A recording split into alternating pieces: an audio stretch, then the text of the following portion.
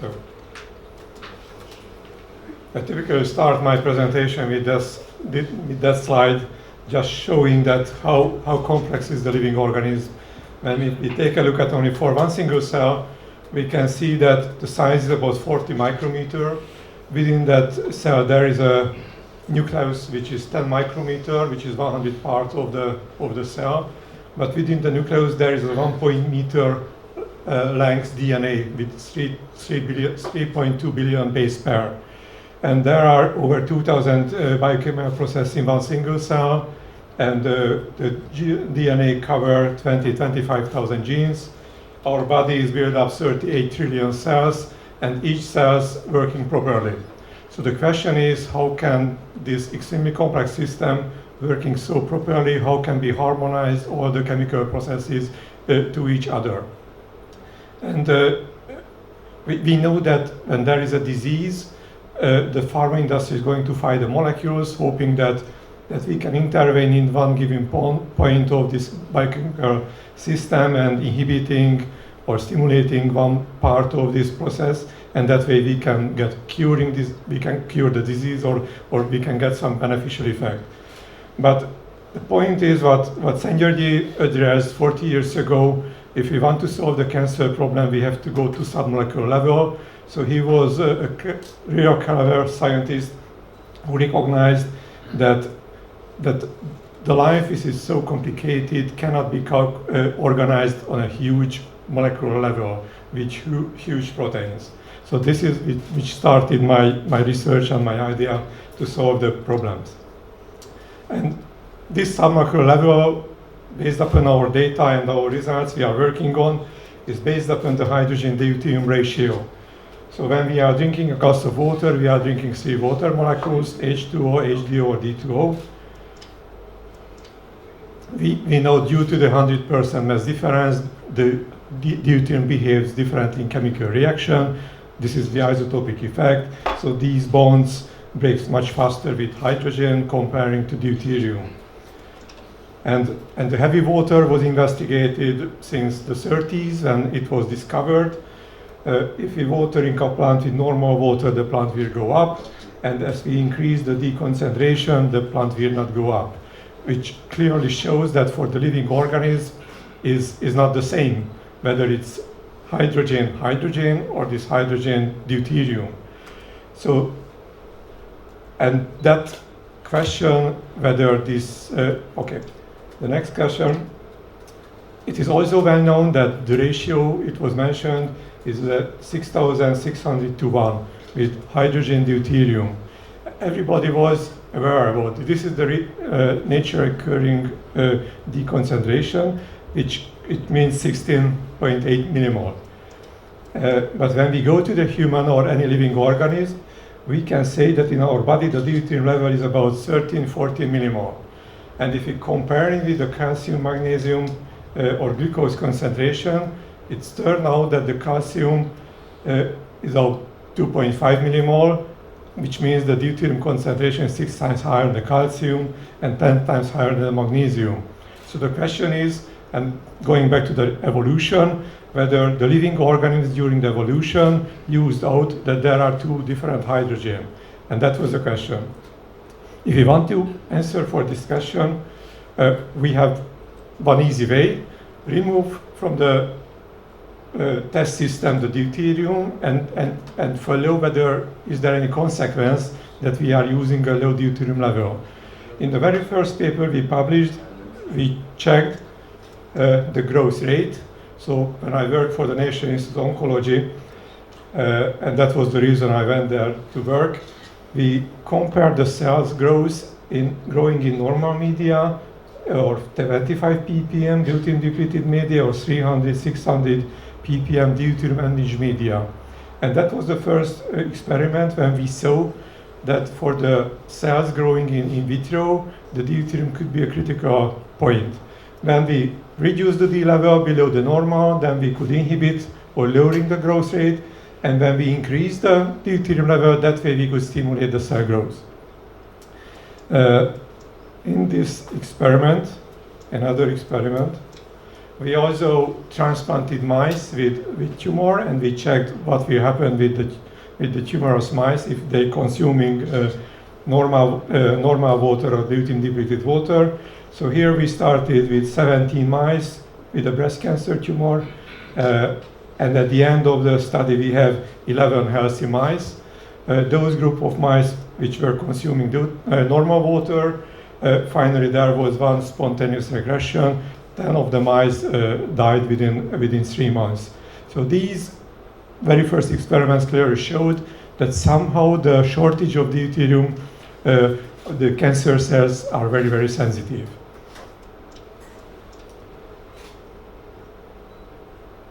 That was the conclusion. After 20 years, the technology developed, and we had the chance to repeat our in vitro study.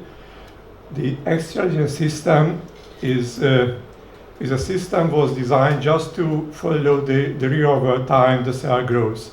In that case, the cells are growing on a gold layer, and we don't need to manipulate with the cells. We just have to follow how the impedance of this gold layer is changing. It means the faster the cells can cover the gold layer, the faster the impedance is changing. So this is what we followed. We prepared media with a different deconcentration, 150 ppm, 35, 25, go down to 40 ppm. And as you see, the steeper was the growth curve of the cells which were growing in 150 media, suggesting that this is the best dose for the cells to grow. If we talk about the normal D level. As soon as there was a decrease in the deconcentration, that way we could reduce the growth rate, or we could completely stop the growth of these cells. And we also repeated the other part of the experiments. So we increased the deconcentration over 150, 200, 300, 500, 800, and 800. And that way, with another cell line, because this is an HT29 colon tumor cell line, we could stimulate the cell growth. The other experiment we could make with this new technology to follow the sensitivity of the cells for the deuterium concentration. So in that study, we every 8 hours change the media, reducing the deconcentration with 0 ppm, 1 ppm, 2.5, and 2.5 and 5 ppm. And as you see that the green line is different from the red line, suggesting that the cells recognize that every 8 hours there was 1 ppm decrease in deuterium concentration. This is almost the same when someone consuming 1.5 ppm deuterium-depleted water, 1.5 liter a day, we can reach almost 1 ppm decrease in the whole body. So how can we explain these results that the deuterium could have so important role in the cell growth regulation? So before I started my research in the 84 or 88, there were published several papers. That paper says that when the growth hormone binds to the membrane, that will stimulate the sodium-hydrogen exchanger, which means the cells take up one sodium and throw out one hydrogen. That will cause a pH shift, so there is a pH increase in the cell. And everybody accepted that this is somehow a message for the cell to multiply. This paper published in the Nature, they used the ATPase, they transformed the ATPase from the yeast, and that they could detect the expression of this gene. The ATPase was in the membrane and excreted the hydrogen, and they also could measure the higher pH, but everybody was surprised that this cell line caused tumor in nude mice. So nobody could understand how could be oncogenic an ATPase gene just simply because secreting the hydrogen. Before moving forward, so our concluding this part of the presentation. So the growth hormone activates the hydrogen transport system, causes the shift, goes to alkaline, and because we can measure alkaline pH inside, there will be acidic pH outside.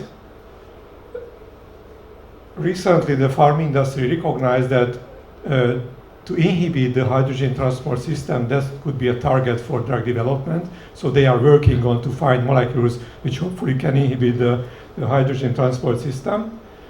And it was also important when artificially increase the pH in the cell, that did not trigger the cell multiplication. So we can trigger the cell multiplication when it is occurring just by stimulating the hydrogen transport system. And this is the reason, so one hallmark of the cancer, that when we check the healthy cells, intracellular pH is close to neutral, close to 7, and a little bit alkaline outside, but the cancer cell inside is going to alkaline, but outside is very acidic, which is again showing that the membrane transport is very active and secreting the hydrogen ion.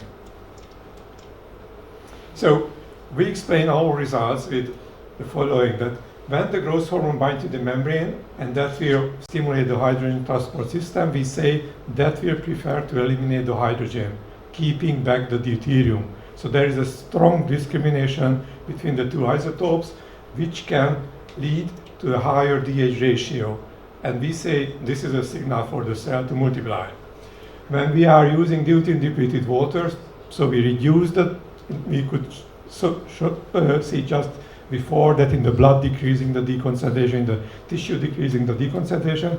It means that for the cell to lift up the DH ratio to a threshold, it takes much longer time, or simply they cannot do that. And that would be the reason that causes apoptosis and finally leads to tumor necrosis. Independently from our research, there is a paper that the hydrogen ATPase is so sophisticated that can discriminate between the hydrogen and deuterium. So the ATPase do not secrete the deuterium, which means the cell, this discrimination area can exist. This is one example that it can occur, discriminating between the two hydrogen. The other experiment we made, we made an acidification of the intracellular pH, and the question was how the cell can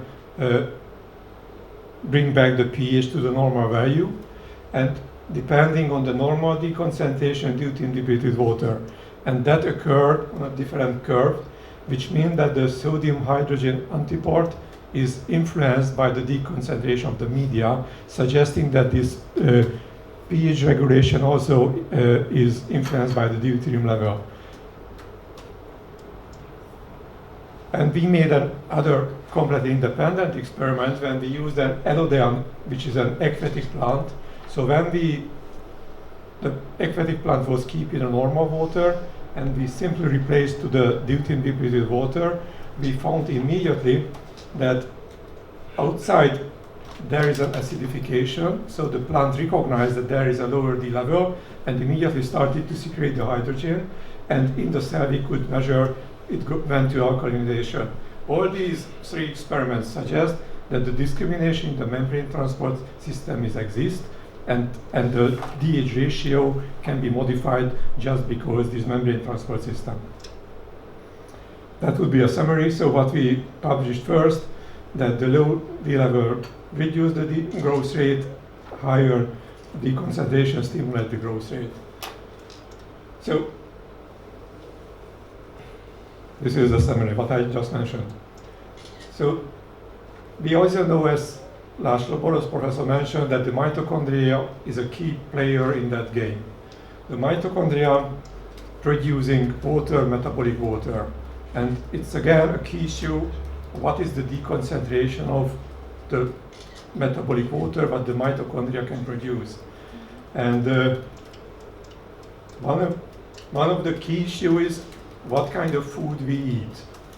Because when we measured, so we took out the water from this food. It means flour, table sugar, cottage cheese, olive oil, butter and lard. And the dry food was burned to water and carbon dioxide, and the deconcentration of this water was determined. And what we found, when we are eating carbohydrates, sugar, we will synthesize water with 150 ppm. And when we're moving and eating oil and lard or fat, that in our body will help the mitochondria to produce deuterium-depleted water. So finally, the deconcentration in our body will be determined how the membrane transport is working and how the mitochondria is working. When the membrane transport is activated and is able to lift up the DH ratio, but at the same time the mitochondria is working properly, the people are eating much more fat, that will produce deuterium-depleted water, which will inhibit the cell to lift up the DH ratio to threshold. So no cell multiplication. In the case when we're talking about cancer, we know that one typical feature, all kind of cell, that the mitochondria doesn't work properly. So if in the cancer cell, no properly working mitochondria, no producing deuterium-depleted metabolic water, no break in the system, that will allow for the cell, cancer cell to grow. And this is what they do. They are growing. I collected here a couple of things which can modify in both directions. So as we talked about earlier, the growth hormone binding can stimulate and increase DH ratio. The damaged mitochondria can help the cells to increase the DH ratio. And for example, one of the typical mutations in the cancer cell, and there is the amplification of the epidermal growth factor receptor. It means that there are much more receptors on the surface of the cancer cell, and that means that the growth hormone binds to much more receptor and more significantly can increase and stimulate this hydrogen extrusion system, so very easily can lift up these mutant cell, the DH ratio to the threshold. We are offering people so-called ketogenic diet. We recommend to eat much more fat because it can reduce the DH ratio. For example, Herceptin is a good drug because can cover the receptors and can inhibit the growth hormone to stimulate this hydrogen transport system. So that way it reverses and can increase the survival of cancer patients.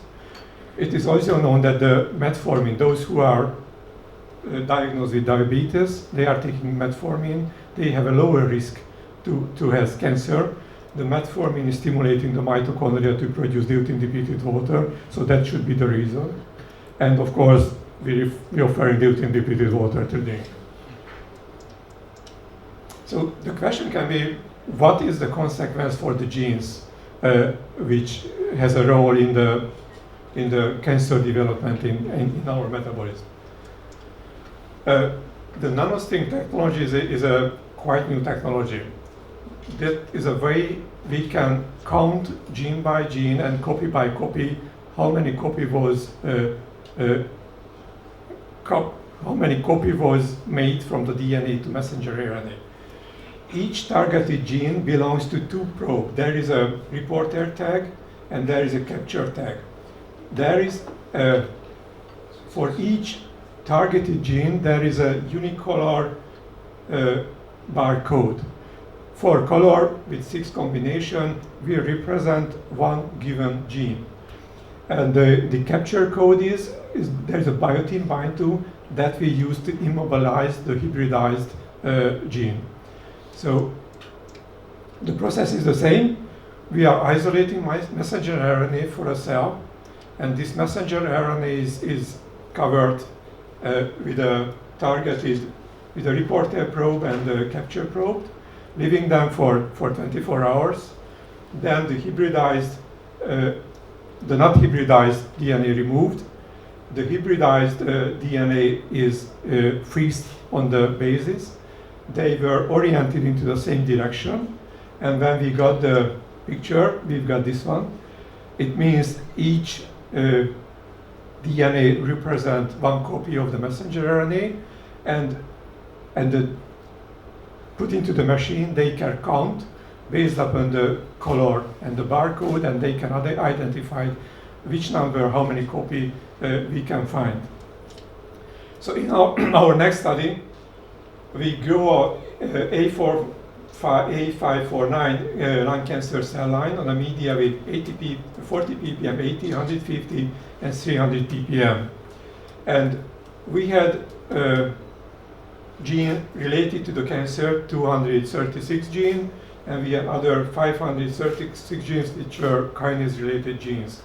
And the question was comparing the gene expression to the media where the cells growing in 150 ppm, how can the deuterium-depleted media and the enriched media modify the expression of those genes? We made a restriction, so we decided that we will evaluate those genes where the changes of the gene expression will be higher than 30%, and we will count and evaluate those genes where the copy number is higher than 30. And this is what we have. So when we run the study with the 236 cancer-related genes, 183 showed the expression change over 30% in 183. And the copy number was higher in 155 genes, and both was true for 124 genes. When we run the study with the kinase genes, in that case, 177 changed the expression, and 374, the copy number was over 30. So finally, we have 135 genes, which was true over the 30% changes and over 30 copies. If we are going to compare what is the combination, we have 9 possible combinations. So one possibility is that no any changes doesn't count what is the deconcentration, the gene expression didn't change. One possibility is that deuterium-depleted water downregulate the genes, but not modify in enriched media. Other possibility, both enriched and deuterium-depleted downregulate the genes and vice versa. We can see upregulation in both and so on. So the question is, what can we see with the genes? And this is what we found with the 124 cancer-related genes. The point is, 85% of the genes was upregulated in deuterium-enriched media. So the higher deconcentration helped these cells to increase the expression. And we found only one gene which was upregulated in deuterium-depleted and deuterium-enriched media, and found 5 genes which was downregulated in deuterium-depleted media, upregulated in deuterium-enriched media. And when we go to the kinase-related genes, here 99% of the gene was upregulated in deuterium-enriched media, and only one gene was downregulated in deuterium-depleted media. So that would be the summary. So comparing the gene expression to 150 ppm, we can say that 77% of the cancer-related and 33% kinase-related genes were modified, just changing the deconcentration. And as I said, 6 gene, 1 gene, and the conclusion is that the application of DW increase the DH ratio, and that should be the reason that we can find that we can stimulate the cell growth. Okay, so the next question is, if we use deuterium-depleted water, can we prevent cancer? And we have published a couple of data. In that study, we used the mice. We used a carcinogen agent which can stimulate the cell growth and trigger tumor development. So in that very first study, we followed the genes which takes part in the tumor development. So the mice consuming normal water, but treated with carcinogen agents, and we could see immediately the gene expression increased. Those mice consuming DW or consuming DW and treated with carcinogen agents, the gene expression was suppressed. On a long-term study, when not for 24 hours, 48 hours, but the mice was treated with carcinogen agents and 24 consumed normal, 24 deuterium-depleted water, This was the follow-up almost for a year, and we could see that we lost 18 mice within 300 days, and only 2 mice within 300 days, those which were consuming deuterium-depleted water. So we could prevent the appearance of the cancer. I will talk about tomorrow about the data of 2,222 cancer patients who were consuming deuterium-depleted water. And out of this over 2,000 patients, this is the distribution of different tumor types. We had 204 which were diagnosed with cancer.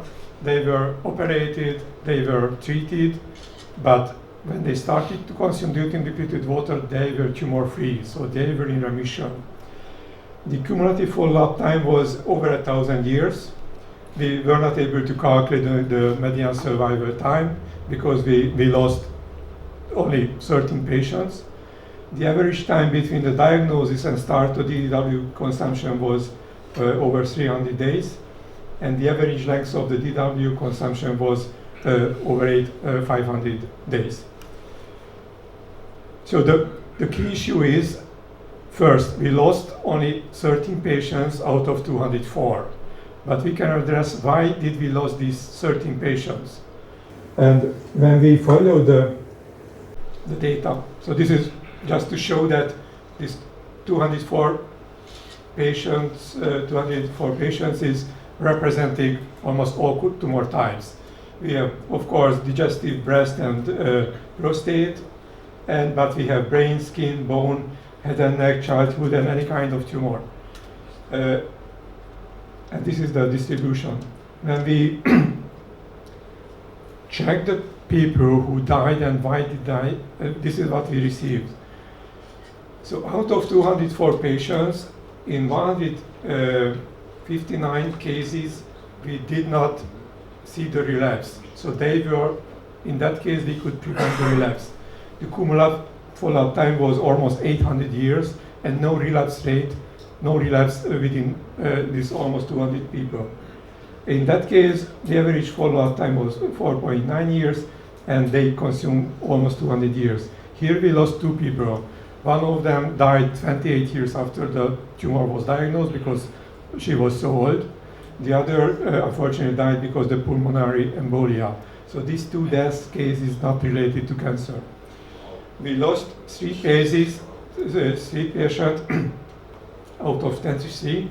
They were consuming DW, they make a short break, and within that time they relapsed, and after they consuming water, lived for years with tumor, but we could not save their life.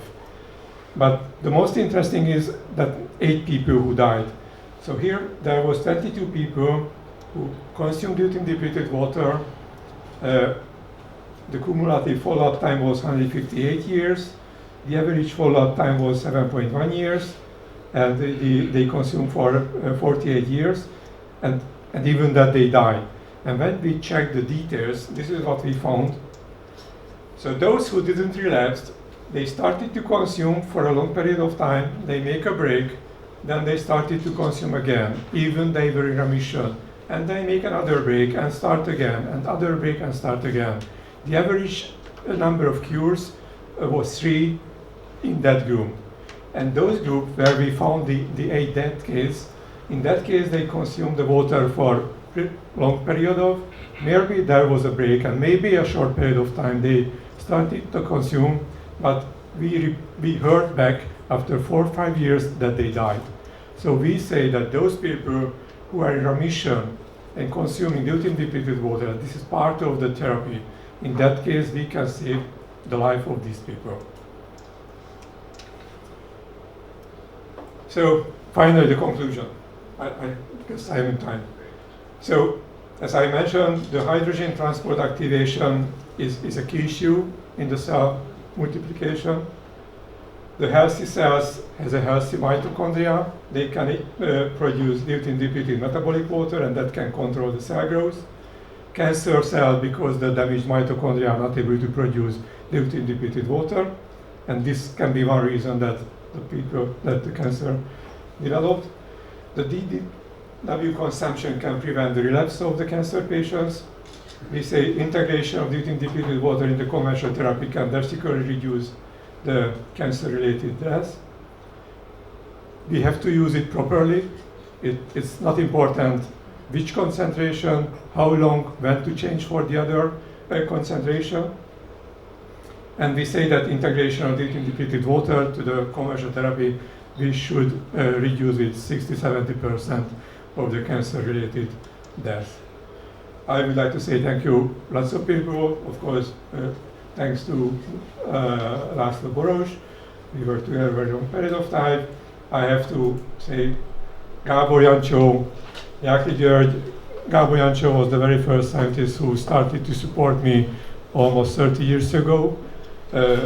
And other universities, of course, I have to say thank you, my wife, Ildikó, our helper, Dr. Debra, and all the other colleagues who took part in that long trip we are